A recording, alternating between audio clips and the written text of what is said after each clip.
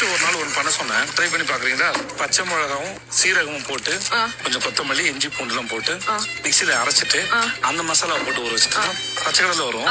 ஆனா அது மாதிரி டேஸ்ட் நல்லா ஸ்பைசியா காரமா இருக்கும். கொஞ்சம் தயிர் ஊத்திக்கிறேன்.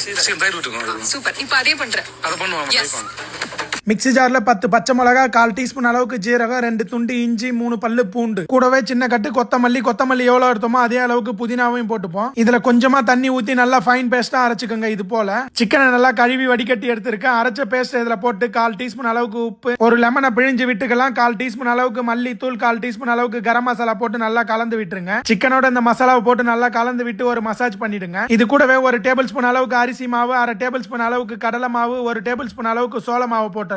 சிக்கன் நல்லா சாஃப்டா இருக்கிறதுக்காக கட்டியான தயிர் 1 டேபிள் ஸ்பூன் அளவுக்கு இதுல போட்டு இது எல்லாத்தையும் நல்லா கலந்து விட்டுருவோம். இது கூடவே 2 கொத்து கருவேப்பிலையை கிள்ளி போட்டு நல்லா கலந்து விட்டு இந்த சிக்கனை நல்லா 1/2 மணி நேரம் ஊற வச்சிருங்க. சிக்கன் நல்லா ஊறிடுச்சு. இப்ப எண்ணெயில போட்டு ஃப்ரை பண்ணி எடுத்துடலாம். சூடான எண்ணெயில இந்த சிக்கனை கொஞ்சம் கொஞ்சமா போட்டு விட்டுருங்க. இது போல நாளையில இருந்து வீக்லி 2 நாள் உங்களுக்கு லஞ்ச் பாக்ஸ் ரெசிபி வர இருக்குது. சிக்கன் நல்லா மீடியம் ஃபிளேம்ல வச்சுட்டு நல்லா லைட்டா இது போல திருப்பி விடுங்க. சிக்கன் நல்லா வெந்து வந்துடுச்சு. இப்ப வடிகட்டி எடுத்துருவோம்.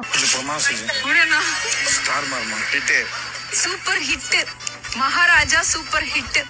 வீடியோவை சேவ் பண்ணி வச்சுட்டு நீங்களும் ஒரு டைம் ட்ரை பண்ணி பாத்துருங்க மக்களே.